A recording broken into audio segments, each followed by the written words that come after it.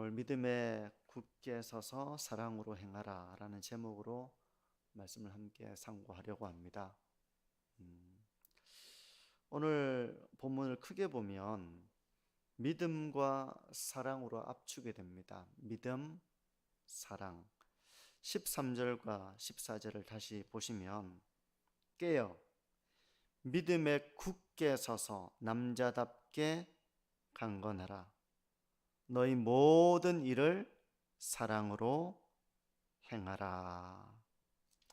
13절에 믿음에 굳게 서라는 것은 언제 우리가 굳건하지 못하고 흔들리기가 쉽습니까? 인생에 큰 역경이 올 때, 어려움 앞에 서게 될 때, 또 분쟁이나 갈등이 생길 때 우리의 믿음은 약해지기 쉽습니다.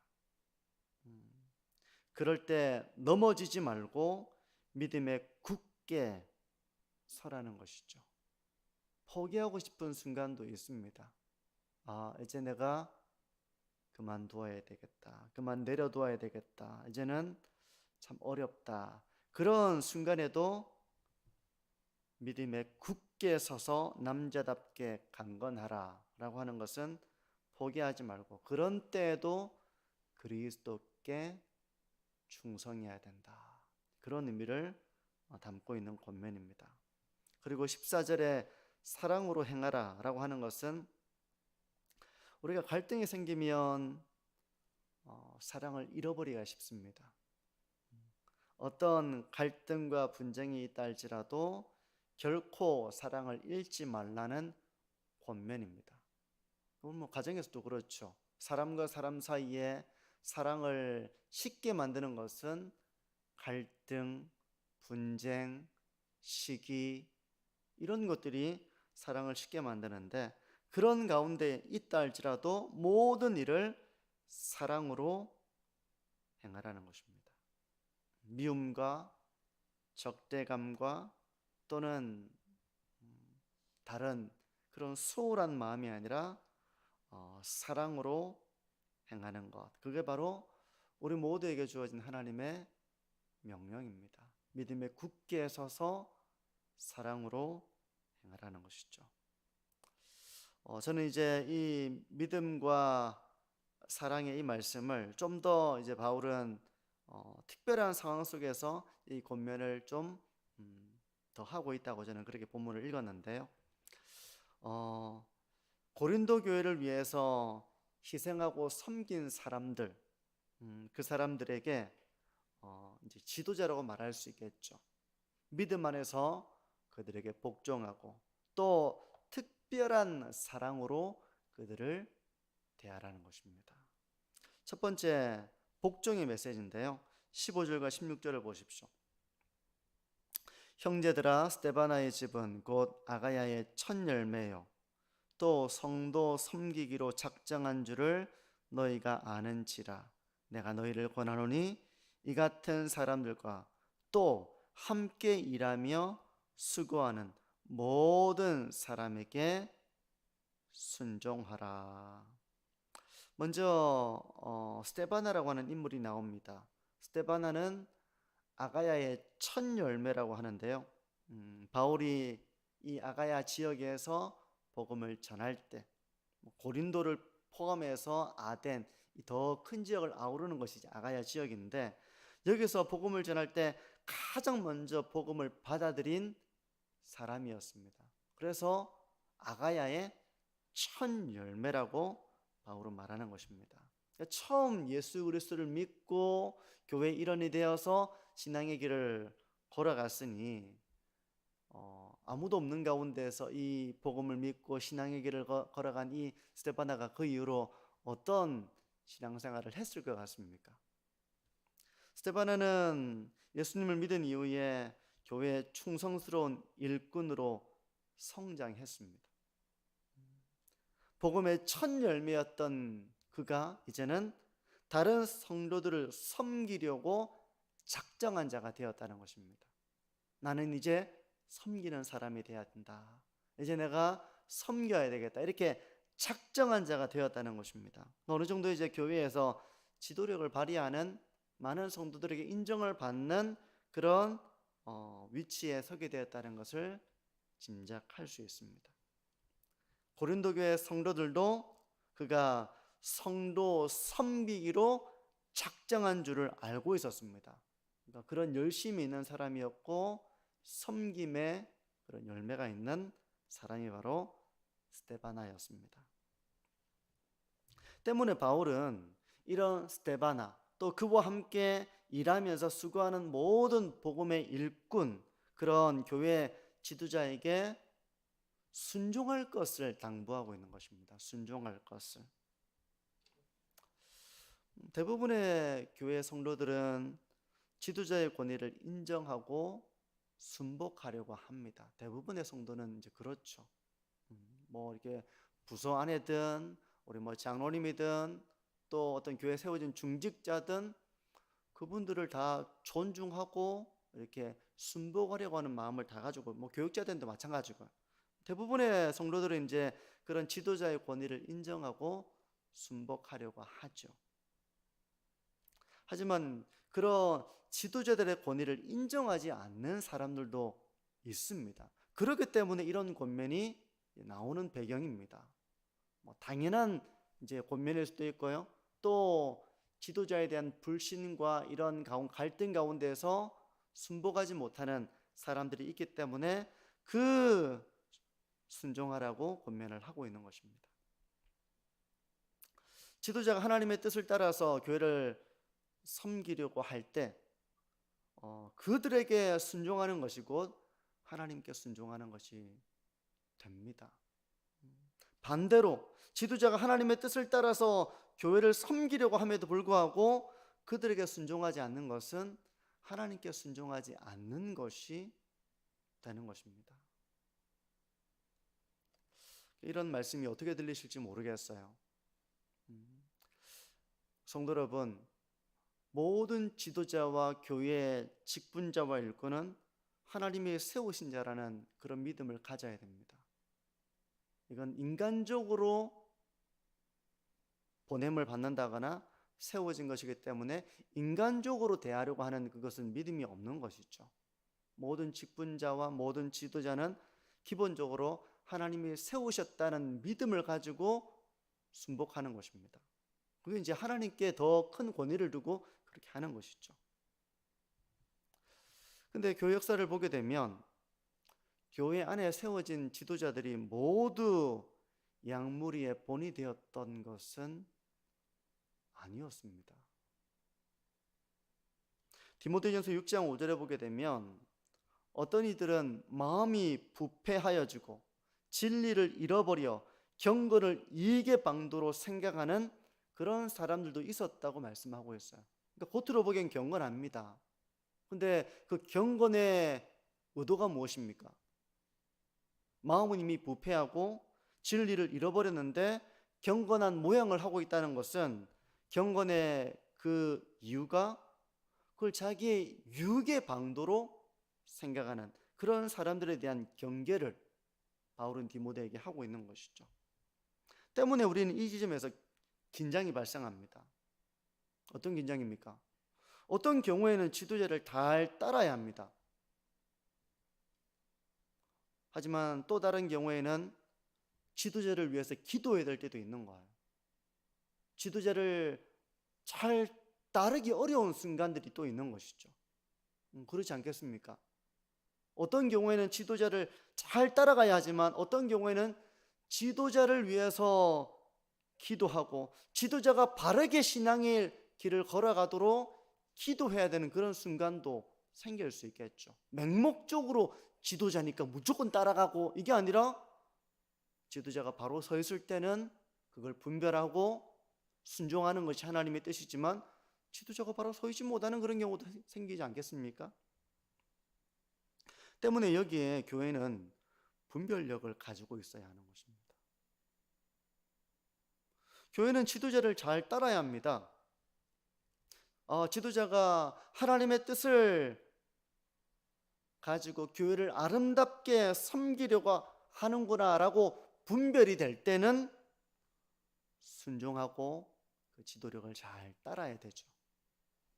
하지만 교회가 분별력을 가지고 볼 때 만약 지도자가 하나님의 뜻보다는 인간의 뜻을 세우려고 할 때, 인간적으로 교회를 섬기려고 할 때, 그럴 때는 어떻게 되겠습니까? 맹목적으로 따르는 것이 아니라 이거는 이렇게 해서는 안 될 것 같은데 라는 생각이 들 때에는 기도하고 문제를 바로잡기 위한 그런 분별력 있는 길을 걸어가셔야 하는 것입니다. 왜 그렇게 해야 됩니까? 만약에 지도자가 하나님 앞에 바로 서 있지 못하고 지도자가 어떤 결정을 하는데 인간적인 결정을 하고 누가 봐도 그것은 옳지 못하고 많은 사람들이 우려할 만한 그런 일들을 행한다면 그때는 어떻게 기쁘게 따라갈 수 있겠습니까? 분별력을 가지고 있어야 되죠. 그래서 지도자 한 사람에 의해서 교회가 좌지우지 되지 못하도록 교회를 지키는 것도 성도들의 몫입니다. 맹목적으로 추종하는 것이 아니라 분별하고 이건 하나님께서 기뻐하시는 뜻이지, 그래서 순종하는 것입니다. 이것은 하나님이 기뻐하시는 뜻이 아닌데 라고 분별이 될 때는 그때는 그 일을 바로 잡아 나가는 것이 바로 또 성도들이 해야 될 몫이기도 하는 것입니다. 근데 이것은 성도들이 영적인 분별력을 가지고 있을 때 가능한 거예요. 영적 분별력을 가지는 것이 참 중요한 것입니다. 교회를 위협하는 적은 외부에만 있는 것은 아닙니다. 교회 내부에서도 한 사람의 지도자, 한 사람의 직분자가 교회를 얼마든지 위협하는 일이 일어나곤 합니다. 성도님들은 그런 영적인 분별력을 가지고 계신지 한번 자기를 돌아보십시오. 나는 그냥 무관심한 자인가? 아니면 맹목적으로 추정하는 자인가?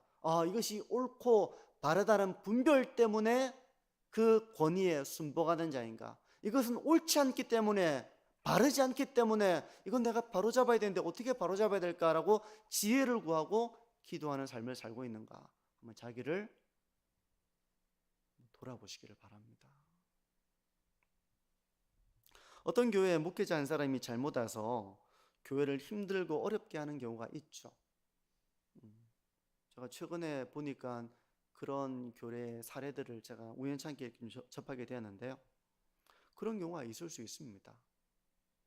그런가 하면 또 어떤 교회는 좋은 목회자가 왔음에도 불구하고 그 목회자에 대해서 순종하지 않고 따르지 않는 교회들도 있어요. 전자는 목회자의 문제가 있는 것이고 후자는 교회의 문제가 있는 것입니다. 목회자가 인간적으로 영향력을 확대해 가는 걸 이제 그냥 지켜보면서도 별 소리를 못 합니다. 소리를 하면 그 사람이 오히려 이렇게 잘려져 나가는 그런 일이 일어나기도 하고,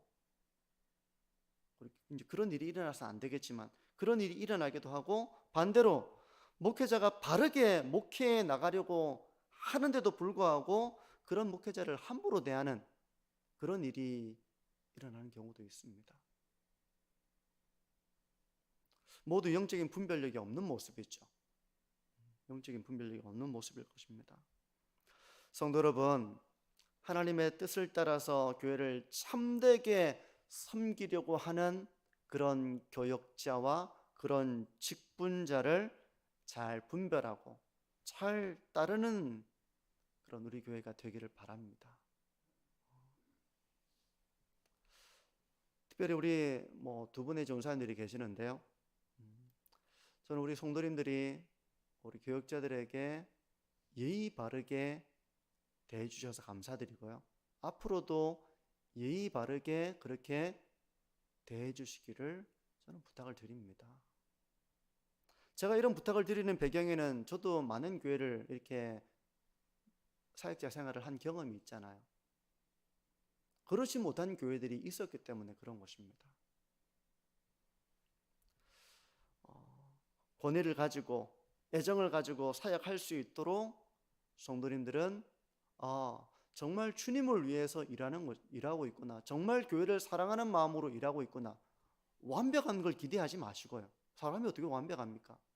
중심을 보실 때 그래도 저분은 하나님을 경외하는 사람이지, 그래도 저분은 하나님께 열심히 있는 사람이지, 그래도 저분은 교회를 생각하는 사람이지, 그게 있으면 완벽하지 못하더라도 일을 하다 보면 뭔가 이렇게 완벽하게 보지 못하는 일이 생길 수도 있잖아요. 행정적인 착오가 생긴다든지 주보에 오타가 생긴다든지. 우리 교회는 제가 감사한 게 주보에 오타가 나도 별로 말씀을 안 하십니다. 저는 되게 고맙다고 생각해요. 어떤 교회는 주보 오타 하나 때문에 다시 그걸 돌려야 되는, 몇천 부를 돌려야 되는 그런 교회도 있거든요. 사실 토요일 날 주일을 준비하다 보면 교육자들이 제일 바쁜 날이 사실 토요일입니다. 그래서 우리 교회는 그런 분들이 안 계셔서 이렇게 실수할 수도 있잖아요. 그런 걸 또 너그럽게 봐주시니까 저는 되게 감사하죠. 여러분, 바르게 가르친다면 그것이 또 저 섬김이 정말 하나님을 두려워하는 마음으로, 교회를 사랑하는 마음으로 저렇게 섬기는 것이라고 분별이 된다면, 여러분, 그 직분자와 그 교육자를 존중하고 순종하는 것이 영적 질서를 세워나가는 방법입니다. 근데 이것은 영적인 분별력을 가질 때 우리가 그렇게 할 수 있는 거예요. 성도 여러분, 만약에 교육자나 저나 또 중직자가 완전 누가 봐도 이건 아닌, 그리고 너무 이기적인 결정을 해 나간다고 할 때는, 그럴 때는 우리가 그걸 위해서 기도하고 바로잡아 나가려고 하는 그런 지혜와 노력이 필요하겠죠. 근데 그런 것이 아니라면 순종하고 따르는 것이 주님께 순종하는 일이 된다는 것입니다. 바울이 지금 이렇게 말하는 것은 바로 믿음 안에서 그렇게 순종할 것에 대한 권면이에요. 두 번째는 이제 사랑에 대한 권면인데요. 17절과 18절을 보십시오. 내가 스데바나와 버드나도와 아가이고가 온 것을 기뻐하노니 그들이 너희의 부족한 것을 채웠습니다. 그들이 나와 너희 마음을 시원하게 하였으니 그러므로 너희는 이런 사람들을 알아주라. 스데바나와 그와 함께 이제 교회를 위해 수고한 사람들이 고린도 교회의 부족한 것을 채웠다고 말씀하고 있습니다. 여기서 부족한 것을 채웠다라고 하는 것은 영적인 필요를 채웠다는 의미입니다. 영적인 필요. 영적으로 돌보고, 영적으로 또 그를 위로하고, 영적으로 말씀으로 권면하고, 영적으로 이렇게 필요를 채웠다는 거예요. 바울의 마음도 시원하게 했다고 말씀하고 있습니다. 이것은 교회가 은혜롭게 서가도록 그들이 헌신했다는 것을 의미하는 것입니다. 근데 이런 스데바나와 그와 함께 교회의 필요를 채웠던 이 사람들의 그런 헌신과 수고를 고린도교회 성도들에게 뭐라고 얘기하는가 하면 이런 사람들을 알아주라고 말하고 있습니다. 알아주라. 무슨 의미겠습니까? 고마워하라는 것입니다. 고마워하라는 것. 당연하게 생각하지 말고 귀하게 여기라는 것입니다. 그런데 교회를 위해서 진심으로 수고하고 헌신하는 사람들을 교회가 고마워하지 않는 경우가 있습니다. 왜 그런 일이 일어날까? 집에서도 그런 일이 일어날 수 있잖아요. 어린 자녀가 장성에도 마찬가지일 수 있는데요. 부모의 헌신과 사랑과 수고가 얼마나 귀한 것인지를 잘 모릅니다. 그래서 감사하지 않습니다. 감사하지 않고 불평합니다. 불평하며 예의가 없습니다. 이런 경우가 가정에서 일어날 수 있잖아요. 모르니까. 그것처럼 교회에서도 이런 일이 일어날 수 있습니다. 왜 그럴까요? 영적으로 아직 성숙하지 못하기 때문에 그런 거예요. 부모의 헌신과 수고를 아는 자녀는 이제 부모의 마음을 헤아리죠. 감사합니다. 성숙한 모습처럼 교회는 그런 성숙함을 가져야 한다는 것입니다. 뭔가 잘못될 때만 뭔가를 얘기하고 잘한 거는 당연한 것이고, 여러분 그런 건 일하는 사람 정말 힘 빠집니다. 조금만 잘못한 거 있을 때는 잘못을 막 지적하고, 잘한 것에 대해서는 일절 고마워하지 않고, 저는 우리 교회가 사실 그런 교회가 정말 되지 않기를 바라거든요. 성도님들 식사하실 때 어떻습니까? 식사를 준비한 분들에 대한 그런 감사한 마음을 가지십니까? 아니면 당연하게 먹습니까? 드시면서 정말 수고 많으셨죠? 감사합니다. 너무 수고 많으셨네요. 이런 얘기를 자주 하십니까? 아니면 이 맛이 왜 이래? 이렇게 혹시 이렇게 좀 뭔가 부족함에 대해서 잘 지적을 하는 편이신 것 같습니까? 한번 자기를 돌아보시죠. 여러분, 무지한 자가 아니라 그걸 아는 자가 되어야 됩니다. 이게 정말 귀한 일이구나. 정말 수고가 많겠구나. 정말 겉으로 보기에는 쉬워 보이는 일도 사실 내가 막상 해보면 그게 쉽지 않거든요.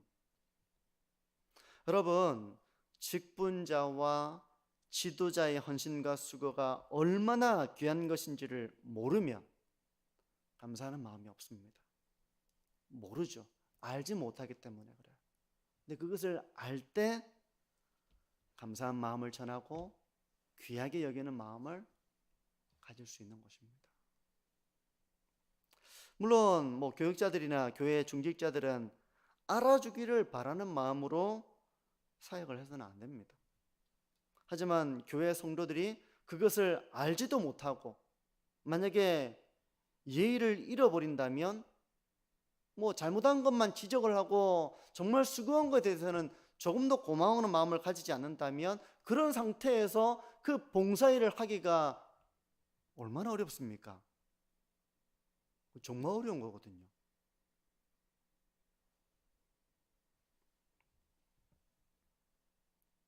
만약에 고마운 마음이 없이 사사건건 문제만 지적한다면 주 안에서 좋은 동료의 관계를 만들어나기가 정말 어렵습니다.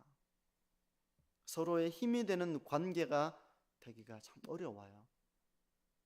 그래서 스데바나와 같은 사람, 그와 함께 수고한 그 사람들의 헌신, 이런 것을 알아주라는 것입니다. 고맙게 여기라는 것입니다. 그분들의 수고 헌신을 귀하게 여기라는 것입니다. 그래서 그런 수고를 정말 우리가 안다면 말이라도 따뜻하게 그 감사한 마음을 전하는 것이 지혜죠. 전하는 지혜가 필요합니다. 비록 그 사람들은 그걸 바라고 한 일이 아니라 할지라도 교회는 그것을 감사하게 여길 수 있어야 하는 것입니다. 그래서 그 일꾼들이 그런 고마운 마음을 통해서 하나님의 위로를 받는 그런 교회가 정말 좋은 교회죠. 물론 하나님도 위로를 해주시지만 사람을 통해서 위로를 또 주셔서 힘든 가운데서도 견디고 감당해 나가도록 하는 것입니다. 성도 여러분, 우리 교회가 수고하는 분들의 그 수고 헌신을 감사하는 그런 교회가 되기를 바랍니다. 바울이 고린도 교회에 하고 있는 권면이 바로 이런 것입니다. 알아주라 라고 하는 이 말 속에는 감사하고 귀하게 여기고 그들을 존중하고 그렇게 하라는 그 권면이 담겨 있는 것입니다. 감사한 마음이 있다면 그 뒤에 자연스럽게 따라오는 것은 예의와 존중이에요.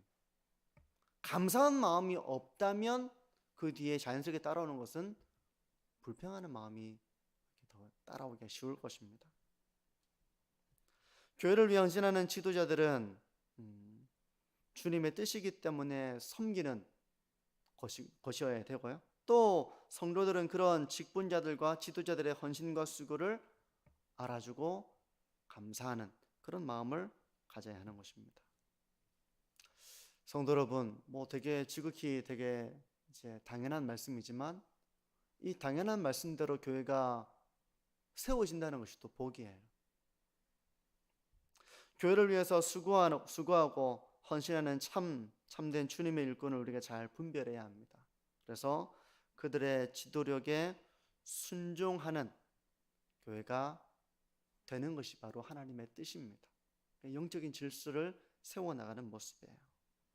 또한 교회를 위해 헌신하고 수고하는 모든 이들의 사역과 헌신을 알아주는 교회가 되어야 합니다. 여러분 주변에서 수고하고 헌신하는 분들이 있으면 그분들을 알아주십시오.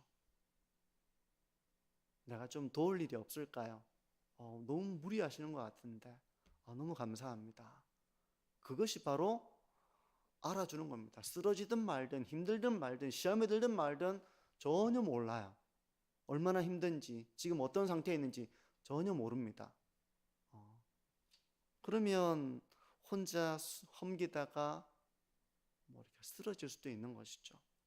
그래서 지도자와 성도의 관계, 직분자와 그 직분과 섬김을 받는 성도들의 관계, 이 관계가 주 안에서 아름다운 관계로 세워져 나가려면 서로 이렇게 알아주고 고마워하고 또 마땅히 해야 되는 일을 하는 것이지만 또 그것에 대해서 고마워하는 마음을 가지는 이런 관계를 통해서 우리 만천중앙교회도 주님의 은혜 가운데서 우리의 관계가 사랑으로 든든하게 세워져 나가는 그런 교회 되기를 바랍니다.